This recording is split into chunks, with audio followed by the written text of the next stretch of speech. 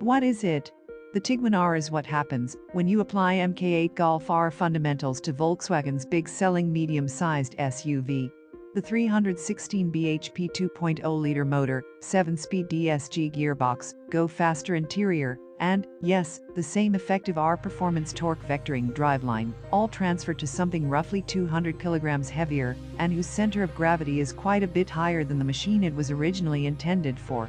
You can even have a titanium Akrapovic exhaust to go with the standard fit 21 inches wheels, just to remove any doubt that this particular Tiguan is quite a different proposition to its pragmatic rangemates, and a fully fledged R product. But even if you don't have any extras, it's fair to say this car is still the most ambitious Volkswagen SUV since the R50 Touareg of 2008, the extra-butch one with the 5.0-liter V10 twin-turbo diesel. As for price, the Tiguan R costs around £46,000, and so in like-for-like specification, is £6,000 or so more for it than its Golf R cousin. Yes, the R is quite expensive relative to the broader Tiguan range, which starts at less than £25,000. However, £46,000 is still less than you would pay for the entry-level, 242 bhp Porsche Macan, which might well be the benchmark in this particular niche, but is comfortably outperformed by the Volkswagen on paper, and isn't so generously equipped as standard.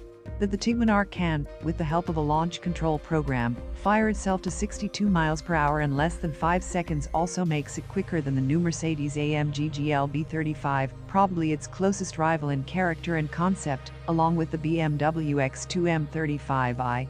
The outlier in this clique is Audi's RSQ3, which with 5 cylinders and 396 bhp is considerably more exotic than the VW, but also costs more than £53,000 even in basic form. What's it like? Apart from the weight gain, the other key and obvious difference between this car and the Golf R is the fact that, on its extended MQB platform, the Tiguan R really does feel much more commodious inside. But even among its crossover peers, the Tiguan has always been spacious, and our test car's optional panoramic roof only adds to the cabin's breezy atmos. It feels a large car even at a standstill. However, despite the new digital displays, it also feels a little dated inside, going as the Tiguan does off an older version of Volkswagen's interior design manual. And while the cabin has plenty of sporting R touches, there's no escaping the thoroughly unsporting architecture, either.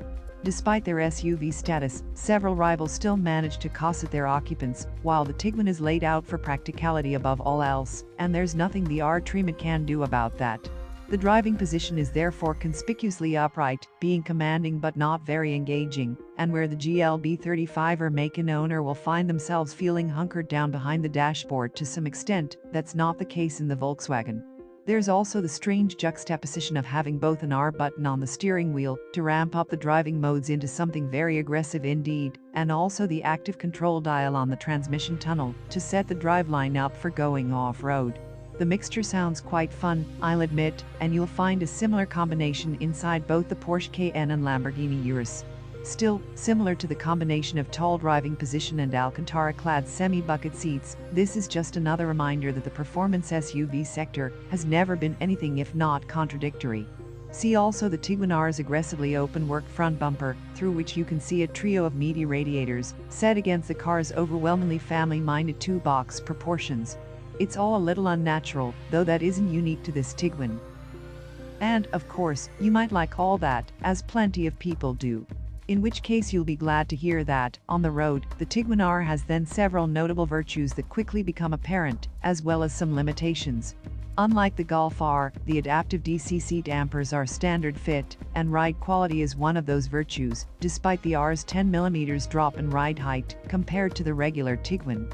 The chassis is simply less prone to crashing over rougher surfaces than that of its lower-riding Golf R cousin, yet it sacrifices almost nothing in the way of control until you begin to properly up the ante. The hottest Tiguan is quite distinctive in this way, because despite its added suppleness, its everyday manner still comes over as more serious and uncompromising than those of its many rivals, who sometimes allow you to forget you're driving a full-on performance derivative. The Volkswagen doesn't do that, instead translating the behavior and taut feel of a hot hatch to something larger in every direction, just with a little extra give. And like the Golf R, the Tiguan R is damnably fast, more so, it can often seem, than the Golf, though this is due to the feigned feeling of precariousness imparted by the higher driving position, rather than real pace, and so is not always that enjoyable. In sport and race mode, alongside impressively little turbo lag for a stressed 2.0-liter 4-pot motor, the synthesized exhaust note adds some additional drama, and altogether with the car's acceleration, things can feel frantic. If you want your family crossover to leave passengers slack-jawed, this one will do it, and the new rate package is every bit the engine's equal, with very nicely judged pedal weight. The Tiguan R is also decently precise and compassed when driven down a challenging B road. It's easy to place, and packs the added surprise of behaving in the same faintly rear-propelled fashion as the Golf R, when it comes roaring out of the tighter bends. However, most of the time, the effects of the R performance torque vectoring system manifest less with a sense of rear-driven poise than one of four-wheel drive neutrality, until you really press on, when the slack in the long suspension begins to invite understeer balance. And that's the part of the problem with the Tiguan R. It's phenomenally, almost soullessly capable most of the time, but then when you really want to go at a road, it can't really raise its game in the same way as the Golf R can. Should I buy one? That said, it certainly isn't one-dimensional, this 316 bhp Tiguan, and probably offers the SUV driver in a hurry more to play with in dynamic terms than Volkswagen's existing R-badge crossover, the T-Roc R. No serious driver would take the Tiguan R over the Golf R, however. The driving position in the former feels agricultural by comparison, and the steering in the larger car also lacks the communication of the Golf's helm. These are not superficially effervescent cars we're talking about, they require some level of commitment to come alive, and the Golf R is more confidence-inspiring in getting to that point, and considerably more rewarding once you get there. If you need the space, wait for the Golf R estate. Or, perhaps, consider the Macan, though be prepared to pay more than £50,000 after options.